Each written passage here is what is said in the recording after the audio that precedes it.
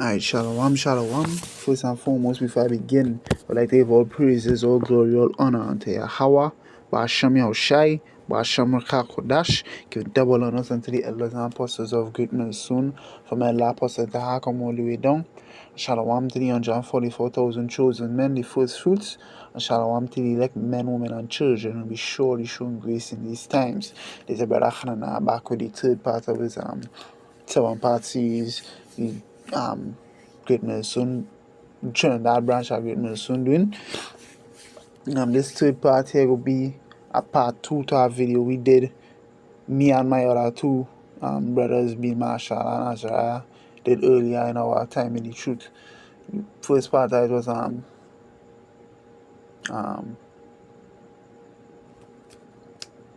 Tree of Life.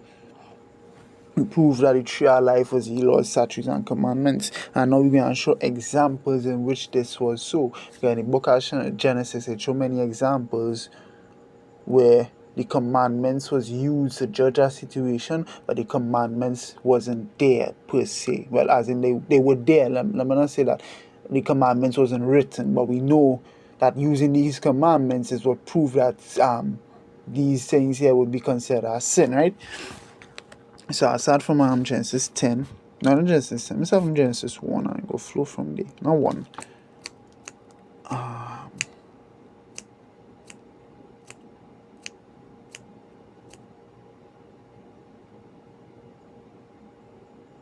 We could do from Genesis 2. Sorry, from Genesis 3. And partake of the fruit. Yeah, we will do from there. Genesis 3.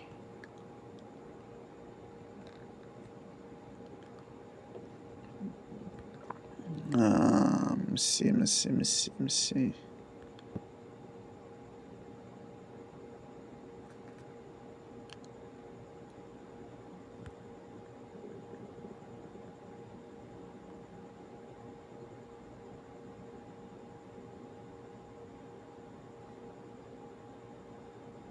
Yeah, Genesis 3, I start from verse 1. Now the serpent was more subtle than any beast of the field which the Lord Ba'ashem Yahushai power had made. And he said unto woman, and these beasts of the field are referring to men, right? The other heathen nations. That'll be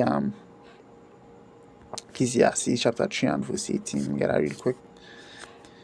The Ecclesiastes chapter 3 and verse 18. I said in my heart concerning the estate of the sons of men, that power might manifest them, that they might see that they themselves are beasts. So we know the beast spoken of here in Genesis chapter 3 and verse 1 is men, right? The other heathen nations. That have 18 nations on the planet. One righteous nation, one wicked nation, and the other 16 heathens. When you say the serpent was more subtle, this was the wicked nation at the time. The serpent represented the wicked nation. Anyway, back to verse 1. From the top again. Now the serpent was more subtle than the beast of the field which the Lord Ba'ashem Yahushai had made.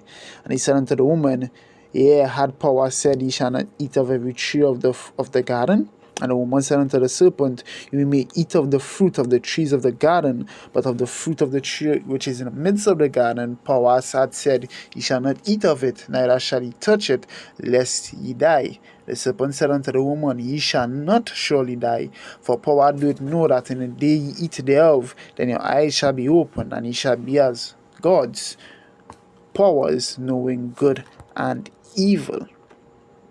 And when the woman saw that the tree was good for food, that it was pleasant to the eyes, a tree to be desired to make one wise, she took of the fruit thereof and did eat, and gave also unto her husband with her, and he did eat. And the eyes of them both were open, and they knew that they were naked, and they sewed fig leaves together and made themselves aprons. So this whole thing will go on here. We'll take you back to two things. Fruit, lies. It was your 10 and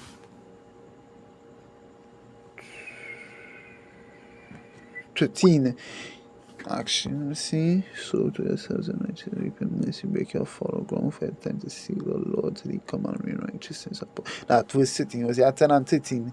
You have plowed wickedness, you have reaped iniquity, you have eaten the fruit of lies, because thou did trust in thy way and the multitude of thy mighty men. So that right there is when they learn the ways of the heathens. The next scripture I get Jeremiah 10 and 2. Thus say the Lord Yahbashim Yeshai, learn not the way of the heathen, be not dismayed at the signs of heaven, for the heathen are dismayed at them. So that is what was going on when they eat from the tree that wasn't supposed to be eaten of, meaning they learn the wickedness or the evil ways of the heathens, meaning from the wicked nation, from the rest of the heathens they would have learned as well, but they learn meaning from the wicked nation because the wicked nation is will come to them. That is what all of that mean in Genesis say. And what I learn you know, how would they have known wickedness? They know wicked, the scripture say it is let me get it real quick into my tip of my tongue. Hold on, tip of my tongue is right, where there is no law, there is no sin. Let me get that scripture. No law, sin. Let's see.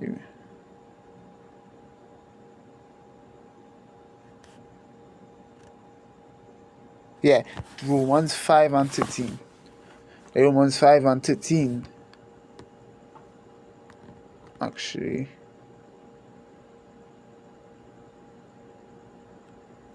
Yeah, Romans 5, I read from 12. Wherefore, as by one man's sin entered into the world, and death by sin. So death passed upon all men, for that all have sinned. For until the law, sin was in the world, but sin is not imputed when there is no law. So if God can impute sin unto Adam and Eve, meaning the whole all of their descendants if it had no law, but it had the law. That is how come they sinned. It had the law. That no way these things here making sense without it having the law. I get that too one time in Genesis 4. Because people always ask the question, I've heard Christians ask this question many times, by what metric was the Lord respecting Abel's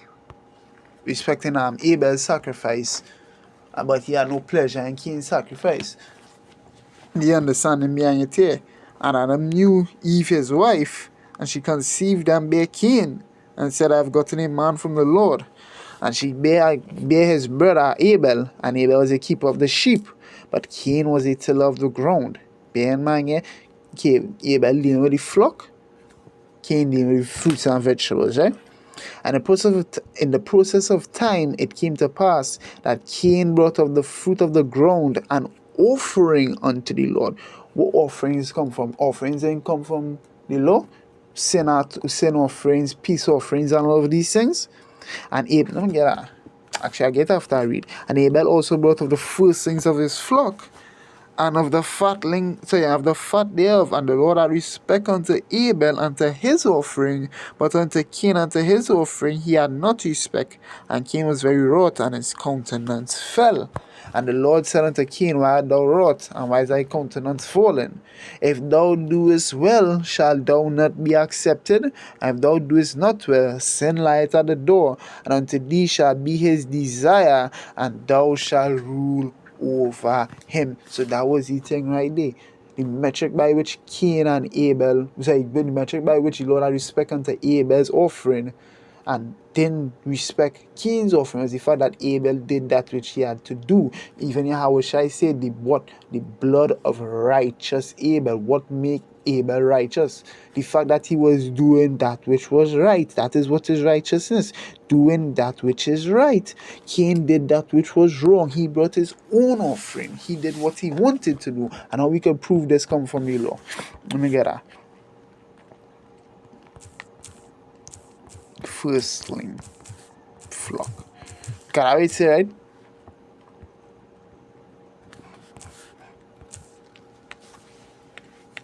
Yeah, but bring on the first things that you flock, right? Let's see. Hold on,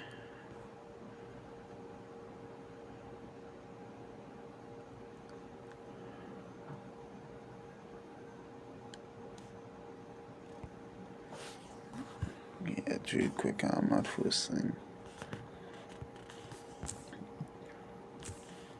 First, yeah.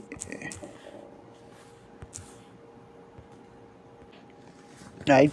Okay, hey, but bring out the first things that you flock, right? I mean, the first thing you go to that word first thing, that's mean young, or like the scripture, let me get a sin offering. Let me get that thing said sin offering.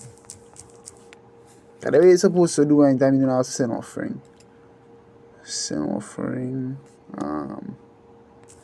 Let's see. Right.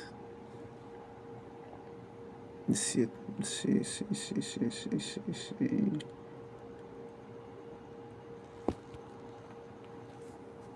FIRST.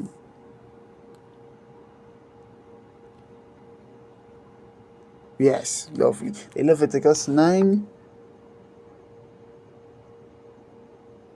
From 1. And came to pass on the 8th day that Moses called Aaron and his sons and the elders of Israel, and he said unto Aaron, take thee a young calf for a sin offering, and a ram for a burnt offering without blemish, and offer them before the Lord. And unto the children of Israel thou shalt speak, saying, take ye a kid of the goats for a sin offering, and a calf and a lamb, both of the first year without blemish, for a burnt offering. Also a bullock and a ram for peace offerings to sacrifice before the Lord, and meat offering mingled with oil for you. For today the Lord Yahweh Hashem Yeshai will what? Appear unto you. So that is it right there. Anytime you have to do whichever offering,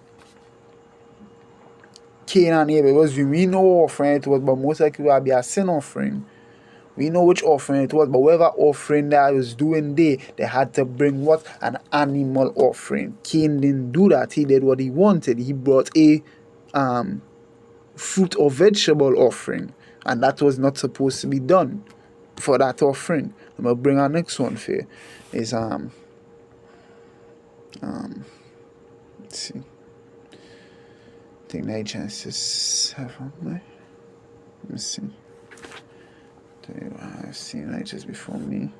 Yes, Genesis 7. I read from 1. And the Lord Yahweh Hashem Yeshai said unto Noah, come thou and all thy house into the ark, for thee have I seen righteous before me in this generation.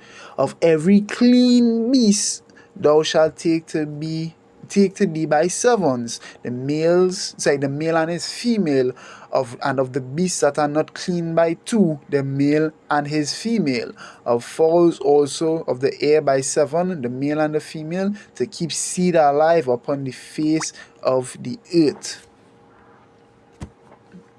Upon the face of the earth. So that is the thing right there. By what metric the animal is clean or unclean? That is Leviticus 11. You may get a the book of Leviticus chapter 11 verse 1. And the Lord spake unto Moses and to Aaron, saying unto them, speak unto the children of Israel, saying, these are the beasts which ye shall eat among all the beasts that are on the earth. And then he gave you the list. And then he said, well, they're not supposed to. Let me get one of that. Let me get one of that. Let me see. Let's see.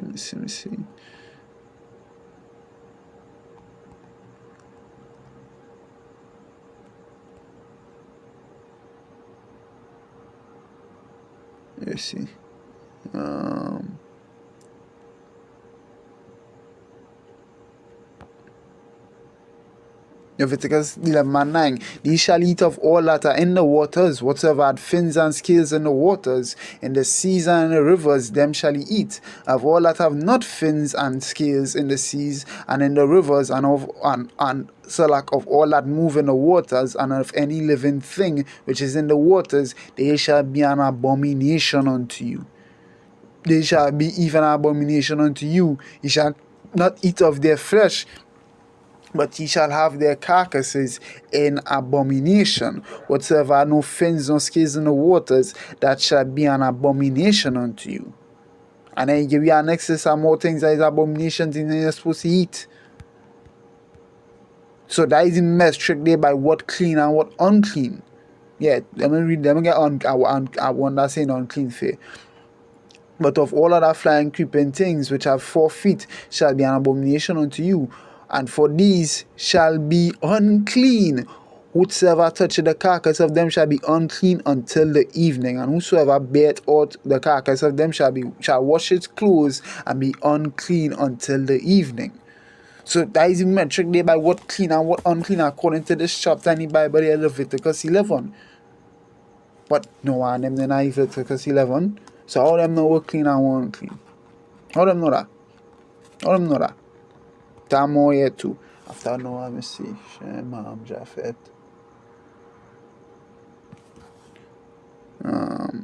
It's 9 by.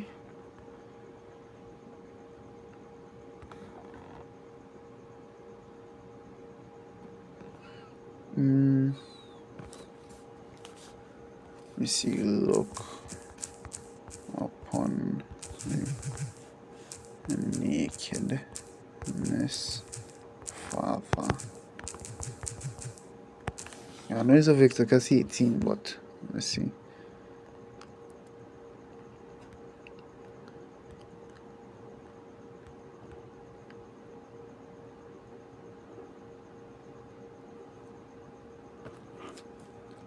See if I can want that same look.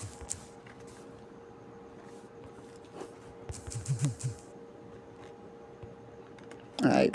The Genesis 9. The Genesis 9, I read from 22. And Ham, the father of Cain actually, I read from 20, Genesis 9 20. And Noah became to me an husbandman, and he planted a vineyard, and he drank of the wine and was drunken, and he was uncovered within his tent. And Ham, the father of Canaan, saw the nakedness of his father, and told his 2 brethren without. I'm going to read this and then go to Leviticus 18 chapter and say, well, Ham sexually assaulted Noah, but the Lord would have never let that happen to Noah, because when we read earlier in Genesis 7 chapter, he said, what ye have I seen of all the, let me get it real quick. Genesis 7 man 1. 7 man 1. And the Lord said unto Noah, come down and all thy house into the ark, for thee have I seen righteous before me in this generation. So the Lord will not let that sheer level of wickedness happen to a righteous man. That is mad thing. But using this logic here, we could infer that what Ham had homosexual thoughts when he saw his father naked. You're not supposed to be watching your parents naked. That is madness. And that is against the law. You shall not look upon the nakedness of your father or your mother. So why the hell are you watching your father naked? To prove my point, that is madness, right? Let me see. He saw the nakedness of his father and told his 2 brethren without. Verse 23. And Shem and Japheth took a garment and laid it upon both their shoulders and went backward and covered the nakedness of their father. So anything right there. Them went backward. Them didn't even look at their father. Them didn't even look upon the nakedness of the father. That is madness. But how will them know that is madness if it do are the Lord's statutes and commandments? Come on, man. Come on. I get 2 more. Sodom. Men of Sodom. Yes. Yes, no, I'm gonna get at it. There's no. Let's see.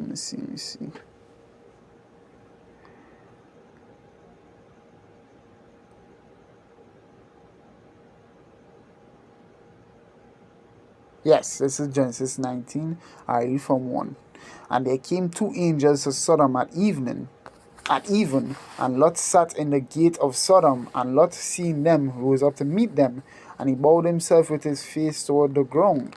And he said, behold now, my lords, turn in, I pray you, into your servant's house, and tarry ye all night, and wash your feet, and ye shall rise up early, and go on your ways. And they said, nay, but we will abide in the street all night.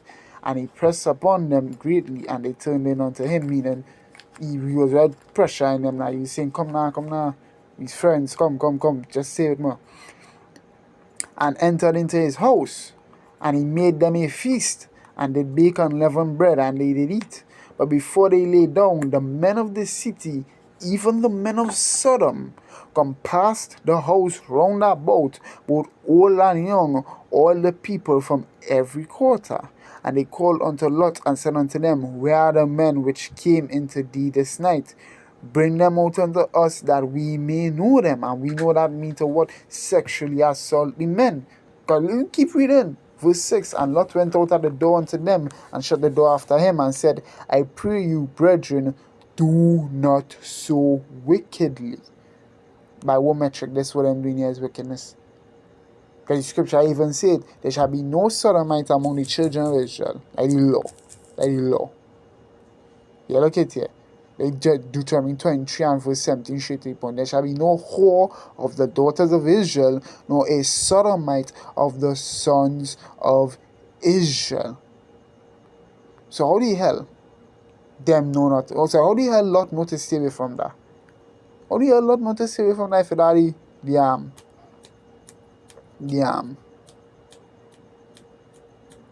if daddy Lord's statutes and commandments? How? How?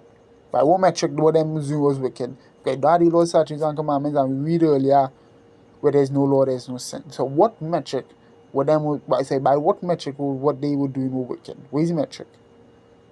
Come on, man, the Lord's statutes and commandments was always here. I think I get two more. Let me see. Have that. Even when he go, I can even go and destroy the city too for doing now wickedness. Let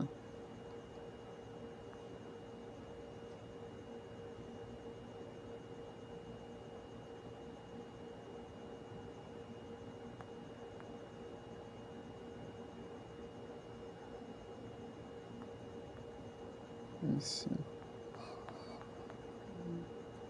Yeah, okay, I'll read down.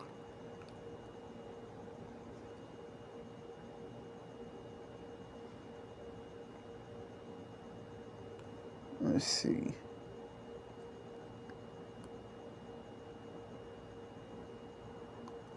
I'll read down into it. Here's Genesis 9. Are you from 10? Not 10.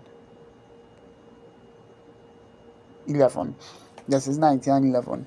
And they smote the men that were at the door of the house with blindness. Salaki, I think I was saying Genesis 9 the whole time. I mean Genesis 19. Both small and great, so that they wearied themselves to find the door.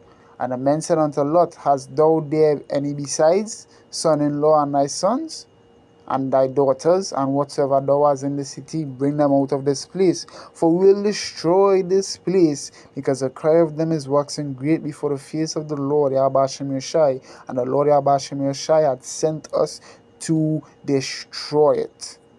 So we know that is madness. That bad thing what them was doing there is sheer levels of wickedness. But how Lot and them know? Because we are the Bible, them they not the Bible. But what the law was spoken unto them. Let me see to get that more. Let me see. That with Rachel and Leah. Rachel. Leah. Spell her name wrong, right?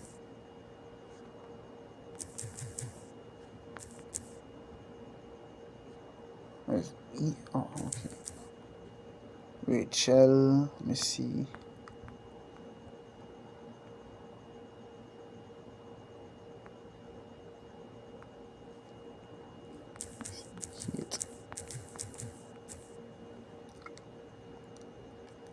Yes, Genesis 29.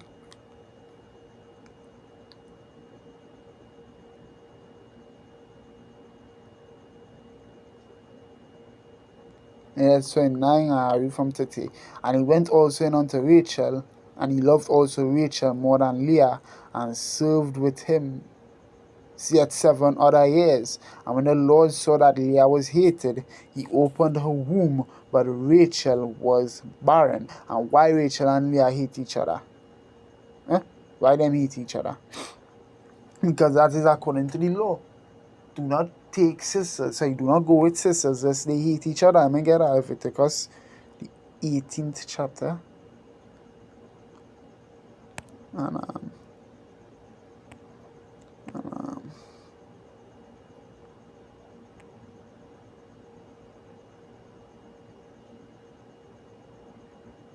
Yes, Leviticus 18 and 18. Neither shall thou take a wife to her sister to vex her, to uncover her nakedness beside the other in her lifetime. Meaning, do not go with her like Rachel and Leah. If Jacob wanted to go with Rachel, he had to wait for Leah to dead before he go with Rachel. Why? Because anytime he didn't do that, they would have hate each other, as you can clearly see. As you can clearly see, man, clearly see them two hated each other. I don't understand the world. Cause I love. Let's see.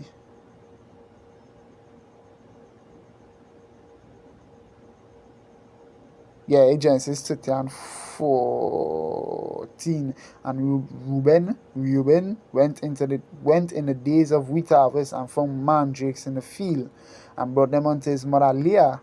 Then Rachel said to Leah, Give me, I pray thee, of thy son's mandrakes. And she said unto her, Is it a small matter that thou hast taken my husband, and wouldst thou take away my son's mandrakes also?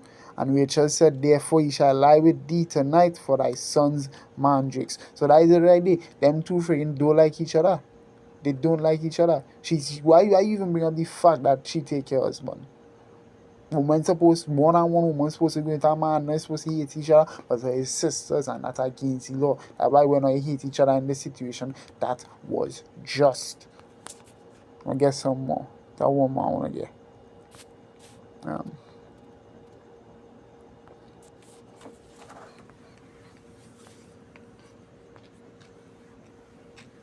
Genesis 38 and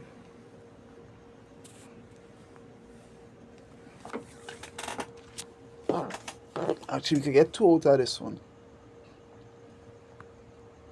You could get two out of this story. I forget that. So like Genesis 38 I reach on 1.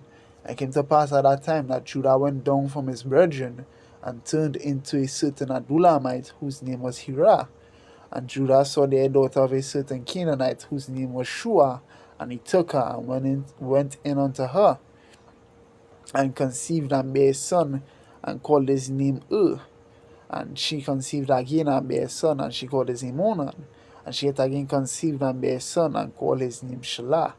And he was at Chezeb when she bare him. And Judah took a wife for his firstborn, whose name was Tamar. And Judah's firstborn, was wicked in the sight of the Lord, and the Lord slew him. Verse 8. And Judah said unto Onan, Go unto thy brother's wife, and marry her, and raise up seed to thy brother. What that raise up seed thing come from? That come from the law. Raise seed.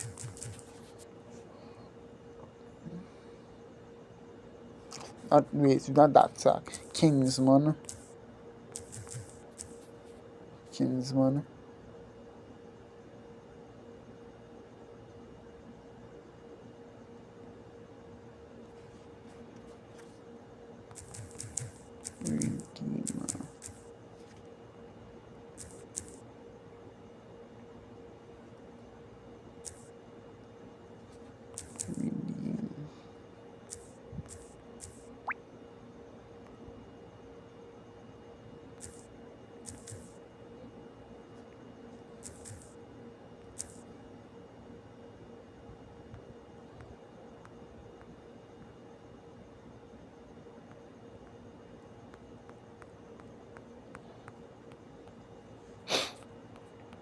Salak, I'm spelling that wrong. My apologies.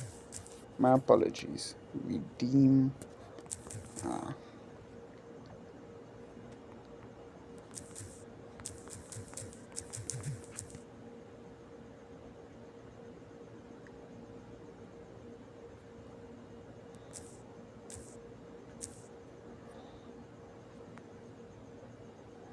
Find it.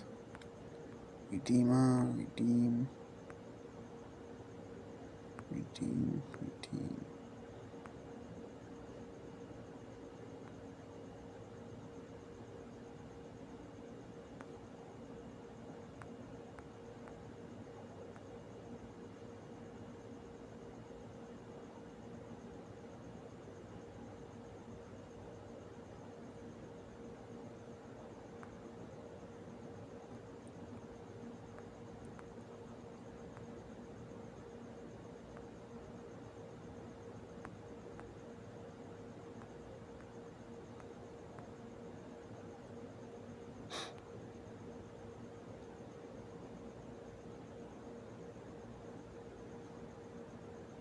Let's see.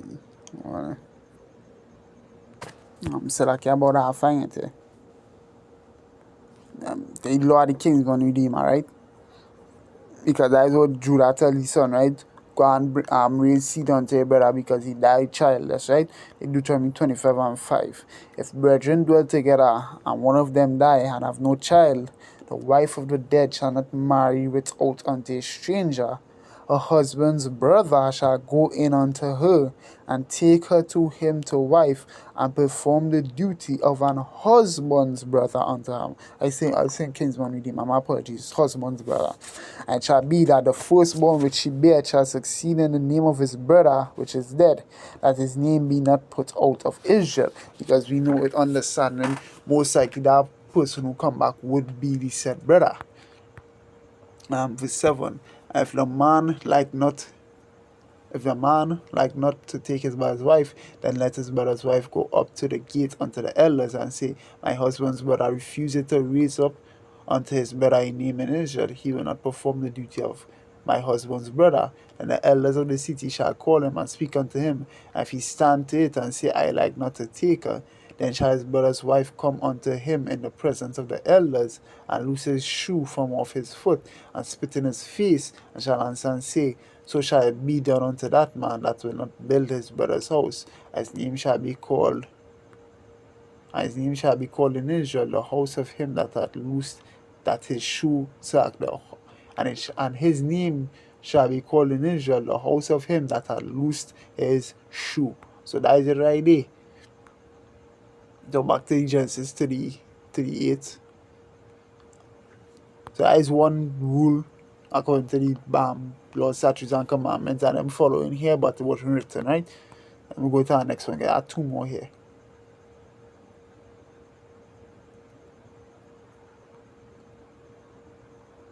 Let's see. I have two more that I break here.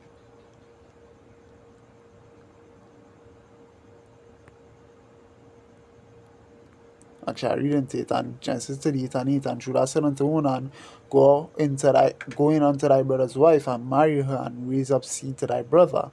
And Onan knew that the seed should not be his. And it came to pass, when he went in unto his brother's wife, that he spilled it on the ground, lest that he should give seed to his brother. Meaning, he was releasing his seed outside her she, so that he don't bring back his brother.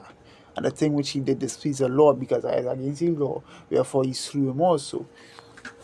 And then said Judah to Tamar his daughter-in-law, remain a widow at thy father's house till Shelah my son be grown. For he said, lest peradventure he die also, as his brethren did. And Tamar went and dwelt in her father's house. So Judah played a kind of trick on she here, because he didn't intend to give Shelah unto she, because he seen anytime anybody go with this woman, anytime my sons with this woman, they're dying, so I don't want them with she. Let me see. Let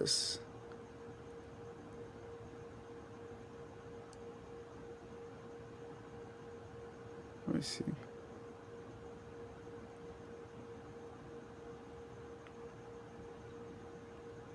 Now this story here is I'm not to read it because I'll be taking up a little bit too much time. Basically, when Judah's wife did die, he was kind of sad, so he went and he slept with a harlot, right? And that harlot turned out to be his daughter-in-law, right? Then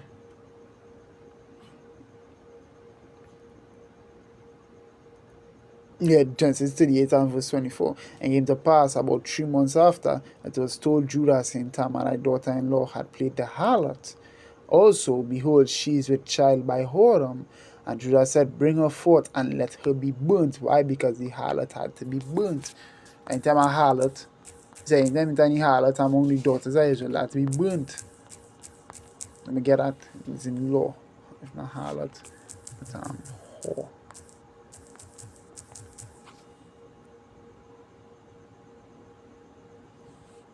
Yes, because if you had the understanding too, Judah and them was priests of the Lord.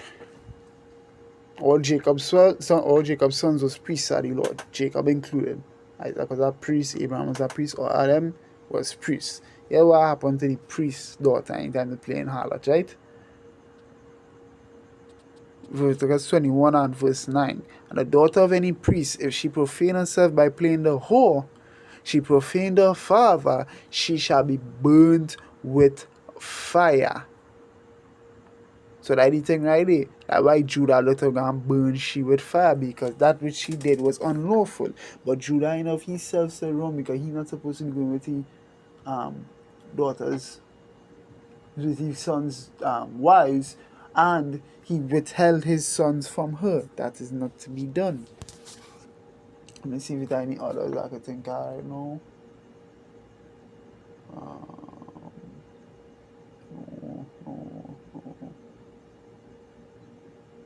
Nah, I can't think of any others right now. But that just to prove right there that the laws, statutes, and commandments was always here. It just in Moses' time it was written. Before it was spoken, no, it was written. Tonight is a Kalayamla Yahweh, Basham Yoshai, Basham Rukaka Kodash. Give double honors unto the elders and apostles of greatness, soon from my lapis with the Hakam all the way down. A shalom to the 144,000 chosen men.